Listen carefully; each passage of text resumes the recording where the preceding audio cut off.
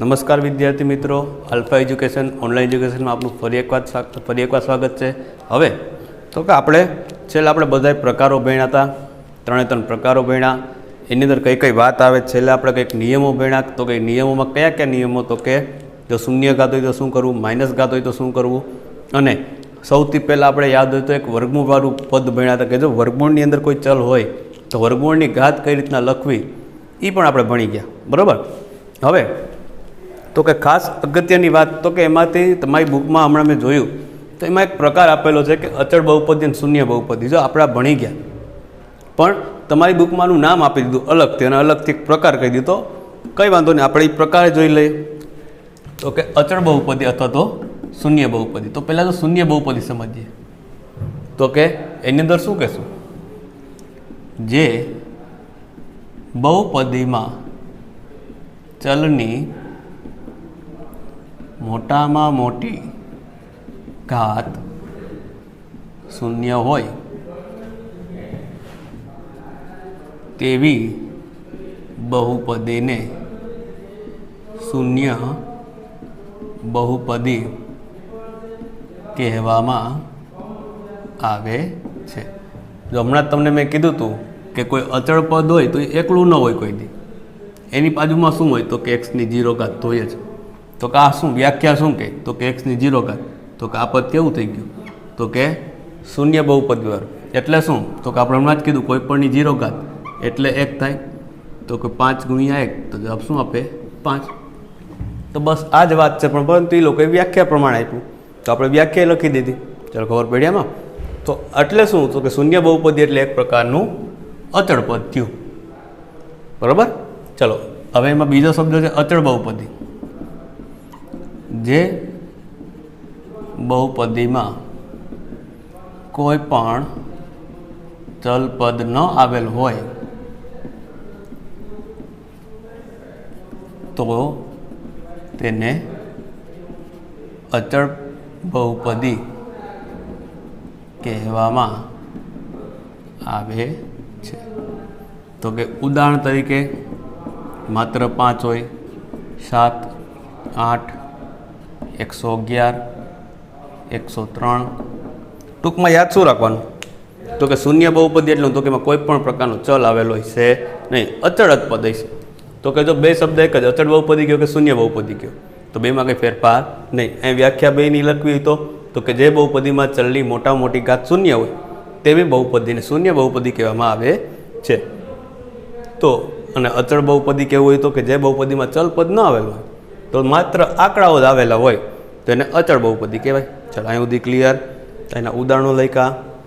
જો માત્ર આંકડાઓ હોય તો એને અચળ બહુપદી કહેવામાં આવશે। આ ઘણી વખત ક્યાંક ને ક્યાંક ખાલી જગ્યામાં પૂછી લે અથવા તો ખરા ખોટામાં પૂછી લે કે 5x એ અચળ બહુપદી છે, તો કે જો આપણે અચળ બહુપદીમાં કીધું જ છે કે એમાં કોઈ પણ પ્રકારનો ચલ આવશે નહીં, તો 5xમાં x આવી ગયો, તે વિધાન કેવું પડે ખોટું પડે। ચાલો હવે સ્વાધ્યાય 2.1ની આપણે શુભ શરૂઆત કરીએ। તો જો આપણે બધાય વ્યાખ્યા અને નિયમો ભણી ગયા તો બધાય વ્યાખ્યા અને નિયમો ભણી ગયા, પ્રકારો ભણી ગયા અને પ્રકાર ઉપરથી જ આપણે કહેવાનું છે। હવે જો આમાં જવાબ તો ખાલી એક જ લીટીમાં આવશે। પ્રશ્ન એ છે કે મેં એટલી જગ્યા શું કામ રાખી, તો કે એનું એક જ કારણ છે કે આપણે જેટલું ભણ્યા આપણે બધું એક સાથે લખશું। ભલે અહીં તમારા પ્રશ્નમાં તો એવું જ કીધું કે નીચે આપેલી અભિવ્યક્તિઓ, મેં પહેલાં કીધું હતું અભિવ્યક્તિ કહે, બહુપદી કહે કે પદાવલી કહે, ત્રણ શબ્દ કેવા એક જ। તો નીચે આપેલી અભિવ્યક્તિઓ પૈકી બહુપદી એક ચલવાળી છે અને કઈ બહુપદી એક ચલવાળી નથી। ચાલો આની અંદર 4x² - 3x + 7 તો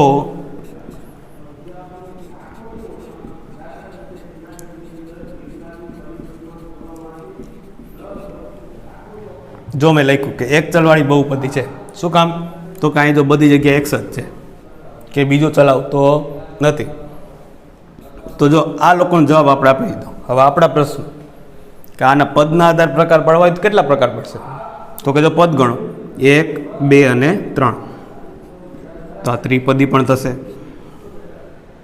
હવે ઘાતના આધારે કહી તો તો ઘાત જોવાની, ઘાત મોટા મોટી કેટલી છે આમાં? તો કે 2.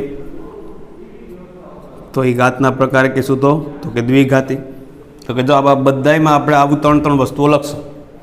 ખબર પડી કે જો આમાં પહેલાં જે લોકોએ પૂછ્યું હતું એ કે એક ચલવાળી બહુપદી છે, તો કે ચલ કેટલા છે એના ઉપરથી નક્કી કરશું. તો કે જો ચલ આની અંદર 2 છે, પણ આમ જોઈએ તો એક જ ચલ છે એક્સ અને એક્સ, તો એક ચલવાળી બહુપદી થઈ. તો કે હવે આમાં પદ કેટલા છે? પદના આધાર પ્રકાર કહેતો તો કે 3 પદ છે, તો ત્રિપદી થઈ ગઈ. હવે તો ઘાતના આધાર પ્રકાર કહે તો ઘાત જો, તો ઘાત કેટલી છે મોટા મોટી? તો કે 2 ઘાત, તો એ દ્વિઘાતી થઈ ગયું. ચાલો હવે આની અંદર ચાલો ચલ કેટલા દેખાય છે આમાં? તો કે માત્ર એક વાય જ, તો કે એક ચલ બહુપદી. ચાલો પદના આધાર પ્રકાર કહે તો કેટલા પદ છે? તો કે 1 અને 2, તો થશે દ્વિપદી. અને મોટા મોટી ઘાત કેટલી દેખાય છે બહુપદીની? તો કે 2, તો થશે દ્વિઘાતી. જો આપણે જે ભણ્યા એનો આપણે ઉપયોગ કરવો પડે તો આપણે કંઈ ખબર પડે કે આપણે શું કરવાનું છે. ચાલો અહીં સુધી ક્લિયર. ચાલો હવે ચાલો આનો પ્રકાર, તો કે જો ચલ કેટલા દેખાય? તો કે 1, તો કે 1 ચલ. પછી પદ કેટલા દેખાય? તો કે 2, તો કે દ્વિપદી. ઘાત કેટલી દેખાય? હવે ત્યાં હલવા હો. શું કામ? તો કે જો અહીંયા વર્ગમૂળની અંદર ટી આવ્યું, મને ખબર હતી કે હમણાં મારી યાર બધા આ જ કરશે, એટલા માટે જ હું લખવા માંડ્યો હતો. પરંતુ આની અંદર એક જ વાક્ય લખાય કે બહુપદી નથી. શું કામ નથી? તો કે જો વર્ગમૂળની અંદર ટી આવ્યું, તો વર્ગમૂળની અંદર ટી આવે તો આપણે એને ઘાત સ્વરૂપે લખીએ તો 1/2 ઘાત. તો આપણી બહુપદીની વ્યાખ્યા શું કહે? તો કે ઘાત હંમેશા અનઋણ પૂર્ણાંક હોવી જોઈએ. એનું કારણ થઈ ગયું. પરંતુ અહીંયા અનઋણ પૂર્ણાંક નથી. ચલો ઋણ તો નથી, પણ સામે પૂર્ણ સંખ્યા પણ નથી. તો કાંઈ પૂર્ણ સંખ્યા શું કામ નથી? તો કે વર્ગમૂળ ટી આવ્યું તો એને આપણે ટીની 1/2 ઘાત સ્વરૂપે લખી શકીએ. ચાલો અહીં સુધી ક્લિયર. તો કે જો ખાસ ધ્યાન રાખજો કે તમારે આમાં એક જ વાક્ય લખવાનું રહે. આ તો આપણે તમારી જાણકારી માટે આ 2 વસ્તુ વધારાને લખી. બાકી તમને જો જાણતા હોય તો બધું તમને તરત ડાયરેક્ટ ખબર પડી જાય કે વર્ગમૂળની અંદર ટી આવ્યું તો કે બહુપદી નથી. સીધું કહી દેવાનું, એક કોઈ પ્રકાર આના થશે નહીં. શું કામ? તો કે બહુપદી જ નથી. ચાલો અહીંયા y+2/y. ચાલો અહીંયા બહુપદીનો પ્રકાર તો કે ચલના આધારે, તો કે કહીશું એક ચલ. ચાલો પદ કેટલા? તો કે 1 અને 2, તો કે એનો પ્રકાર થશે દ્વિપદી. ચલો ઘાત, તો કે 2 જગ્યાએ 1 ઘાત છે, તો 1 ઘાતી. આવું લખીને આવો એટલે તરત ખોટું પાડે. શું કામ? તો કે તમે બહુપદી એટલે હું એ જ સમજાવ્યા નથી હજી. તો કે જો હવે સમજીએ, આ પદ આ રીતના છે y+2/y. તો કે ચાલો અહીંયા તો 1 ઘાત સમજ્યા, પરંતુ જો હમણાં જ કીધું કે આ છેદમાં છે, તો ચલ કોઈ દી છેદમાં રહે નહીં, એને હંમેશા અંશમાં લઈ જવું પડે. તો આ શું થઈ ગયું? 2y ની -1 ઘાત થઈ ગઈ ને. જો અહીંયા 2 જગ્યાએ 1 ઘાત હતી, આ 1 ઘાત ઉપર જાય તો આપણે હમણાં જ નિયમ ભણ્યા કે ઘાતને જો અંશમાંથી છેદમાં લઈ જાઓ તો છેદમાંથી અંશમાં લઈ જાઓ તો નિશાનીમાં ફેરફાર થાય. અહીંયા +1 હતા છેદમાં, તો ઉપર ગયા તો કેવા થઈ ગયા? -1. તો કે જો અહીંયા જ આપણે કીધું અનઋણ પૂર્ણાંક હોવી જોઈએ. બહુપદીની ઘાત કેવી હોવી જોઈએ? અનઋણ પૂર્ણાંક. તો અહીં ઋણ ઘાત આવી ગઈ. જો માટે અહીં તમારે એક જ વાક્ય લખવું પડે, બહુપદી નથી. એટલે ખાસ આવું કંઈ લખતા નહીં, ખાસ પહેલાં બહુપદી જોવી, બરાબર? એટલા માટે આ બધી જોઈને આગળ કામ કરવાનું. ચાલો એના પછી હવે જો આમાં બધે એવી આમ નજર રાખીને જોઈએ કે આમાં સાહેબ કંઈક નવું કાઢે નહીં તો સારું. તો કે જુઓ અહીંયા x ની 10 ઘાત, y ની 3 ઘાત, t ની 50 ઘાત. ચાલો પહેલાં તો ચલ કેટલા છે? ચલના આધાર પ્રકાર કહે તો કે x, y અને t. તો ત્રિચલ બહુપદી થઈ. ચાલો એના પછી તો કે પદના આધાર પ્રકાર કયો? તો કે 1 પદ, 2 પદ અને 3 પદ, તો ત્રિપદી થઈ. અને ઘાત જો સૌથી મોટા મોટી ઘાત 50 છે. તો હવે કહેતા સાહેબ આમાં નામ શું દેવું? કાલો 1 ઘાત હતી તો 1 ઘાતી કહેતા, દ્વિઘાતી કહેતા, ત્રિઘાતી કહેતા. તને 50 ઘાતી કહેવી તો કેટલું બધી લખવાની જરૂર નથી, ચોખવટ કરી લખી નાખો. 50 ઘાતવાળી બહુપદી છે. જો આ તો બે માત્ર તમારી જાણકારી માટે જ લખું છું, કેમ કે આપણે જે પ્રકાર ભણ્યા એનું રિવિઝન થવું જોઈએ, બરાબર. ચાલો, એક વખત આ તમારા સ્વાધ્યાયનો જે પહેલો પ્રશ્ન હતો એ કંઈક આ પ્રકારનો હતો. ચાલો એક વખત નજર ફેરવી લ્યો, પછી આપણે આગળ વધીએ.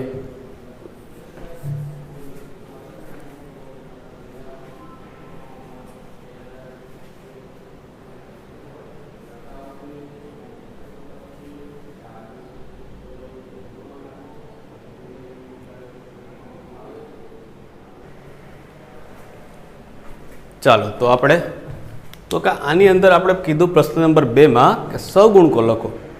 તો કે સગુણકો લખો એટલે શું? તો કે એમાં પ્રશ્નો તો એવો છે કે એક્સના વર્ગનો સગુણક લખો, પણ મેં મારી રીતના ફેરફાર કરીને માત્ર સગુણક લખો. તો કે જો જ્યારે તમને કોઈ ચોખવટ કંઈ કીધું કે એક્સના વર્ગનો અથવા એક્સનો અથવા તો કોઈ પણ પદનો એમ કે સગુણક લખો, તમારે માત્ર એ જ પદ જોવાનું રહે. પરંતુ આપણે જે ભણ્યા એની અંદર આપણે ઘણું બધું કામ કર્યું. તો આપણે એક કામ કરીએ, તો સૌથી પહેલાં એક્સના વર્ગનો સહગુણક એ ભણીએ એની પહેલાં આપણે ચોખવટ કરી દઈએ કે એક્સના વર્ગનો સહગુણક એટલે શું? તો કે સહગુણક એટલે જ્યારે કોઈ પદ કોઈ ચલ સાથે કોઈ આંકડો ગુણાયેલો હોય આગળ, એને એનો સહગુણક કહેવાય. તો કે જો અહીંયા એક્સનો વર્ગ અને એની આગળ પ્રશ્ન એ છે, આની આગળ કોઈ આંકડો જ નથી દેખાય, સીધા +2 દેખાય, એની આગળ +2 છે, એવું નહીં. તો કાંઈ કંઈ ન હોય તો એક હોય. આપણે ઘણી વખત કહીએ કે જેનું કોઈ નો એનું ભગવાન હોય, અહીં ગણિતમાં ઊંધું. તો કે ગણિતમાં શું કહ્યું? જેનું કોઈ નો એનું એક હોય.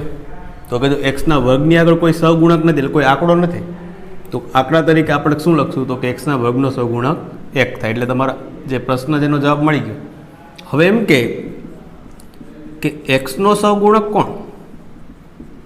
જો માત્ર એક્સનું પૂછ્યું અહીં ચોખવટ કરીને, અહીંયા શું પૂછ્યું? એક્સના વર્ગનો. અહીંયા શું પૂછ્યું? તો કે એક્સનો. તો કે અહીંયા પણ કંઈ નથી, તો શું હોય? 1 તો હોય જ. ચાલો હવે એમ કહી દો કે અચળ પદ શું છે? તો કે 2. હવે કોઈ થોડોક મગજ પડેલો કોઈ શિક્ષક હોય તો શું પૂછશે કે એક્સની 0 ઘાતનો સહગુણક. તો કે એક્સની 0 ઘાતનો સહગુણક કોણ થશે? તો કે જો અહીંયા 2 પાસે કોઈ નથી અથવા તો અચળ પદ 2 છે, તો તમે ડાયરેક્ટ લખી શકો 2, પણ 2ની આગળ કંઈ સહગુણક અથવા ચલ નથી. તો કે એક્સની 0 ઘાત તો એનો જવાબ 2 જ થાય. આપણે હમણાં ભણ્યા ને કે 0 ઘાત બહુપદી, 0 બહુપદી, તો અચળ પદ તરીકે પૂછે તો માત્ર 2, અને કોઈ થોડુંક ફેરવીને પૂછે તો કે એક્સની 0 ઘાતનો સહગુણક લખો તો પણ 2 જ આવશે. અને ત્યારે મેં કીધું હતું કે ભાઈ સહગુણકો હંમેશા નિશાની સાથે લખો, એટલે એ ખાસ ભૂલતા નહીં. જો એના પછીના ઉદાહરણમાં આવે જ છે. હવે અહીંયા કોઈ પૂછે કે એક્સના વર્ગનો સહગુણક કોણ? તો હમણાં જ મેં કીધું હતું જેનું કોઈનું એનું કોણ હોય? તો કે કંઈ નથી, તો શું હોય? 1. હવે પ્રશ્ન એ થાય કે જો તમે માત્ર 1 લખીને આવશો, જવાબ ખોટો પડશે. શું કામ? તો કે અહીં જો માઇનસ છે, તો એક્સના વર્ગનો સહગુણક કોણ થઈ ગયો? તો કે -1. હવે કોઈ એમ પૂછે એક્સની 3 ઘાતનો સહગુણક કોણ? તો કાંઈ એક્સની 3 ઘાત દેખાય, એની આગળ કંઈ નથી, તો કોણ હોય? તો કે 1. તો કે ત્યાં પ્લસ છે, તો આપણે પ્લસ લખવાની જરૂરિયાત નથી. ચાલો હવે અચળ પદ કહે તો કંઈ પ્રોબ્લેમ નથી, તો આપણે ડાયરેક્ટ કહીએ કે તો કે 2. પણ થોડું કામ કોઈ ફેરવીને પૂછે કે એક્સની 0 ઘાતનો સહગુણક કોણ? તો પણ 2 જ આવશે. ખબર પડી? આપણે બધી વસ્તુઓ નોટ કરશું, બરાબર? કે જો આપણે જેટલું ભણ્યા એમાં આપણે ખબર પડવી જોઈએ. ચાલો, બાકી જો બુક ઓરિએન્ટેડ તો ઘણા લોકો ભણાવી દેશે, અને તમે ઘણા બધી વિડીયો જોવો છો કે એમાં ડાયરેક્ટ સીધું એમ જ કે ભાઈ આમાં એક્સના વર્ગનો સહગુણક પૂછો તો આપણે એટલું જ કામ કરે ને શું કામ વધારે કરવું જોઈએ? તો કે આવું શું કામ નથી કરતા? તો કે એને થોડુંક કામ વધી જાય. તો આપણે એવું કંઈ જરૂર નથી કે આપણી પાસે ટાઈમ ઘણો બધી છે, તો આપણે બધું એવી રીતના કામ કરશું કે તમને બધી ટોટલી ખબર પડવા માંડે. ચાલો અહીંયા એમ પૂછે કે એક્સના વર્ગનો સહગુણક. જો સહગુણક લખતો નથી તો માત્ર એટલું જ લખું, એક્સના વર્ગનો સહગુણક કોણ? તો કે જો આ તમે જાણો છો, આને કહો છો પાઈ, તો આને કહેવાય છે સહગુણક પાઈના છેદમાં 2. ચાલો હવે કોઈ એમ પૂછે કે માત્ર એક્સનો સહગુણક કોણ અહીંયા? તો કે એક્સનો સહગુણક કંઈ નથી, તો શું હોય? 1. ચાલો અહીંયા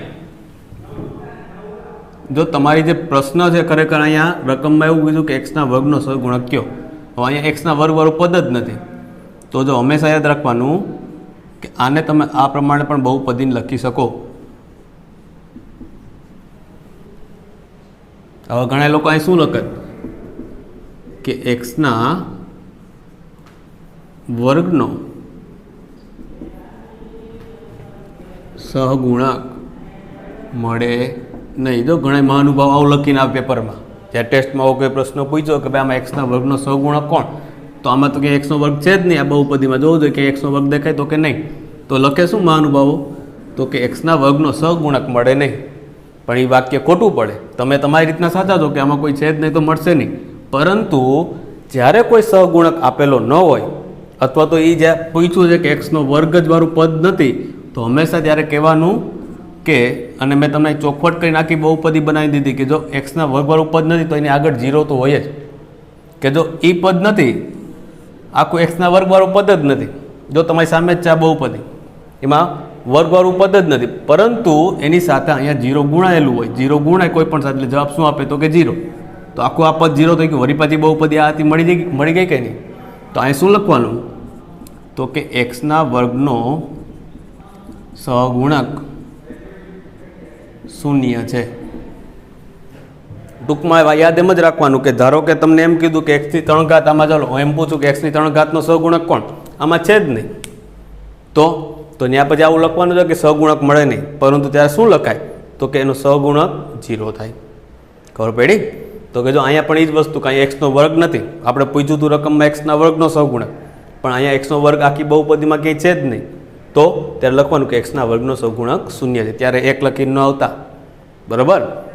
ચાલો, એના પછીનો પ્રશ્ન નંબર 3 કે 35 ઘાતાંકવાળી દ્વિપદીનું કોઈ પણ એક ઉદાહરણ અને 100 ઘાતાંકવાળી એકપદીનું કોઈ પણ એક ઉદાહરણ. જો આમાં ઘણા બધા એવા કન્ફ્યુઝ થાય કે સાહેબ આમાં કંઈ ખબર ન પડી, પણ બહુ સિમ્પલ છે. જો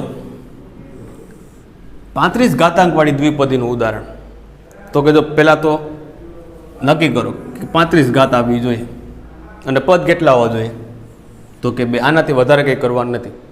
હું એમ કહી દઉં, જો પહેલાંનો જવાબ ખાલી એટલાનો અને પછીનો જવાબ બીજો આવશે, તો કે 35 ઘાતાંકવાળી, તો કે એક્સની 35 ઘાત કરી નાખું, 35 ઘાતાંકવાળી થઈ ગઈ.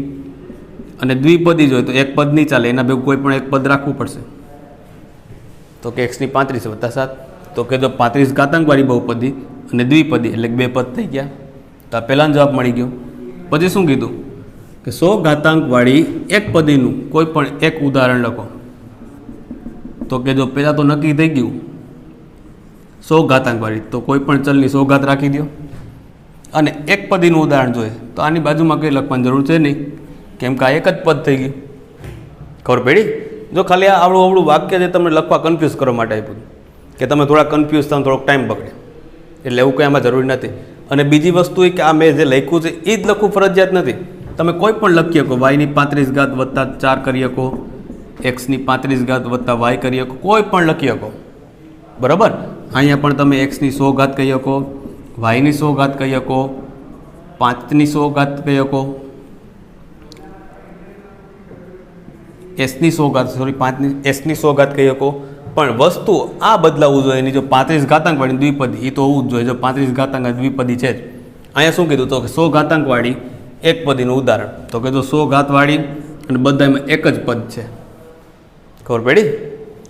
ચાલો, એના પછીના પ્રશ્નમાં પ્રશ્ન નંબર 4, તો કે બહુપદીઓની ઘાત જણાવો. તો કે આપણે હમણાં જ ભણ્યા કે બહુપદીની ઘાત એટલે શું, તો કે જે બહુપદીમાં મોટામાં મોટી ઘાત, જે બહુપદીમાં ચલની જે મોટામાં મોટી ઘાત હોય એ આખી બહુપદીની ઘાત કહેવાય. તો કે જો આની અંદર બહુપદીની મોટામાં મોટી ઘાત ગોતો જોઈએ આમાંથી, તો કંઈ એક્સની 3 ઘાત, એક્સની 2 ઘાત અને એક્સની 1 ઘાત છે. કંઈ ન હોય તો આપણે 1 લખી શકીએ. જો જેટલું પણ બ્લેક માર્કરથી લખ્યું તમારી રકમમાં નહોતું આપ્યું, પરંતુ આપણે એવું કહી શકીએ કે ત્યાં કંઈ ન હોય તો 1 તો હોય જ. તો કે જો અહીં 3, 2 અને 1, તો મોટામાં મોટી ઘાત કઈ થઈ? 3. તો બહુપદીની ઘાત કઈ થઈ? ચોખવટ કંઈ લખવી, બહુપદીની ઘાત 3 છે. ચાલો, હવે આ બહુપદીનો પદના આધાર પ્રકાર કયો જોઈએ મને? તો કેટલા પદ છે? 1, 2 અને 3. તો એ કઈ થઈ? તો કે ત્રિપદી. ઘાતના આધાર પ્રકાર કહીએ તો મોટા મોટી ઘાત કેટલી? તો કે 3. તો કે ત્યારે એનો પ્રકાર થશે ત્રિઘાતી. અને ચલ કેટલા છે? તો કે જો દરેક જગ્યાએ x અને x જ છે તો એક ચલ. જો આપણે બધુંય લખશું, શું કામ? તો કે આ બધું લખવાનું કારણ એ કે આપણે ઘડીએ વારંવાર રિવિઝન થતું રહે. ચાલો એના પછી આમાં બહુપદીની ઘાત કયો જોઈએ? તો કે મોટામાં મોટી ઘાત કેટલી દેખાય? અહીંયા 4 છે તો 4 પાસે 0 ઘાત હોય ને, વાયની 0 ઘાત. અહીંયા વાયની 2 ઘાત. તો બહુપદીની ઘાત 2 છે. ચાલો બહુપદીનો પ્રકારમાં વાત કરીએ તો કેટલા પદ છે? તો કે 2. તો દ્વિપદી. ચાલો ઘાતની વાત કરીએ તો મોટા મોટી ઘાત 2 છે તો એ કયા પ્રકારની થઈ? તો કે દ્વિઘાતી. ચાલો ચલ કેટલા છે? તો કે એક જ છે, માત્ર y ચલ, તો એને કહેવાશે એક ચલ બહુપદી. ચાલો આની અંદર મોટા મોટી ઘાત તો કાંઈ ટીની કઈ ઘાત ન હોય તો એક તો હોય જ. તો બહુપદીની ઘાત 1 છે. ચાલો કેટલા પદ છે? તો કે 2, એટલે થશે આ દ્વિપદી. ચાલો એક જ ઘાત છે માટેના 2 નામ પડશે, એક ઘાતી અથવા તો સુરેખ બહુપદી. અને ચલ કેટલા દેખાય? તો કે એક જ ચલ ટી, માટે એક ચલ.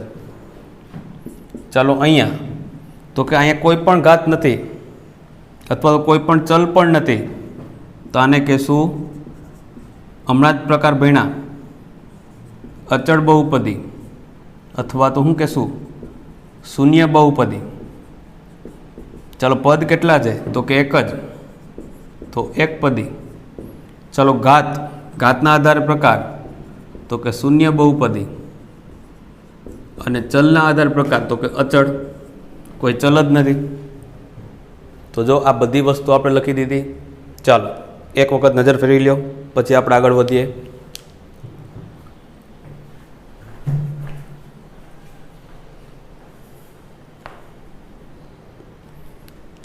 ચાલો જો એના પછી સ્વાધ્યાયનો છેલ્લો પ્રશ્ન નંબર 5. તો કે પહેલાં સૂચના શું કહે? તો કે બહુપદીઓને સુરેખ, દ્વિઘાત કે ત્રિઘાત બહુપદીમાં વર્ગીકૃત કરો. પણ આપણે એક જ કામ નહીં કરીએ, આપણે દર વખતે 3 કામ સાથે કરશું. ચાલો આની અંદર તો કે એ લોકોએ જે પહેલાં માંગ્યું છે એ પ્રમાણે કામ કરીએ. તો કે આમાં બહુપદીની મોટા મોટી ઘાત કેટલી? તો કે 2. તો કે 2 ઘાત છે માટે કયો પ્રકાર થયો? તો કે દ્વિઘાત. ચલો ઘાતના આધારે પ્રકાર પડી ગયો. હવે પદના આધારે કહીએ તો કે પદ કેટલા? 1 અને 2, તો આને કહેશું દ્વિપદી.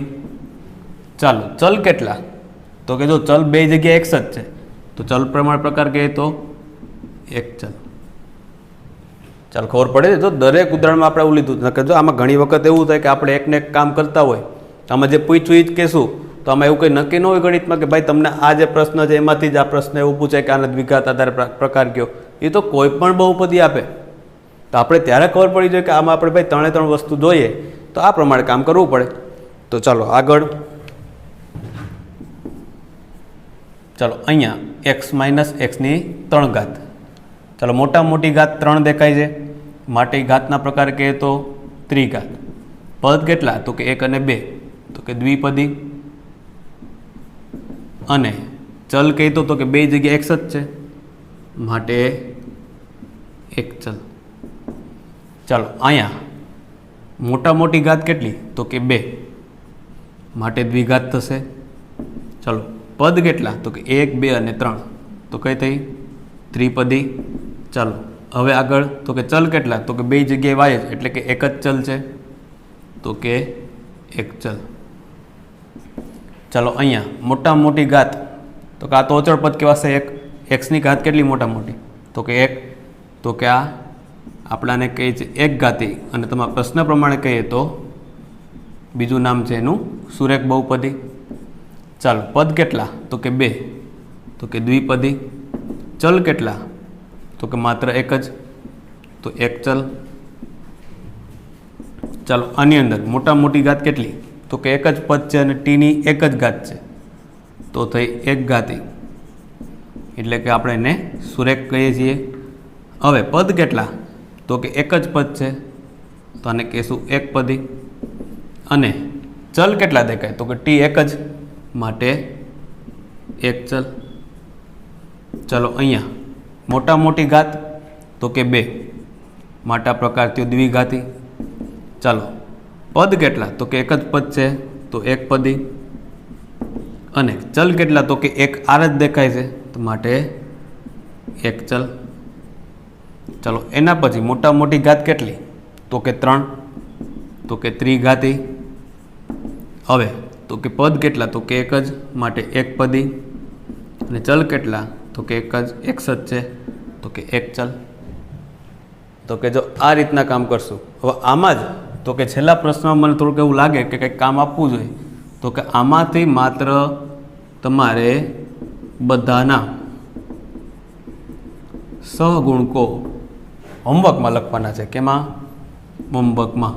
તો કે જો એક ઉદાહરણ આપી દઉં કે જો પેલું છે x ની 3 ઘાત અને x, આમાં હું સહગુણકો લખું તો કે x ની 3 ઘાતનો સહગુણક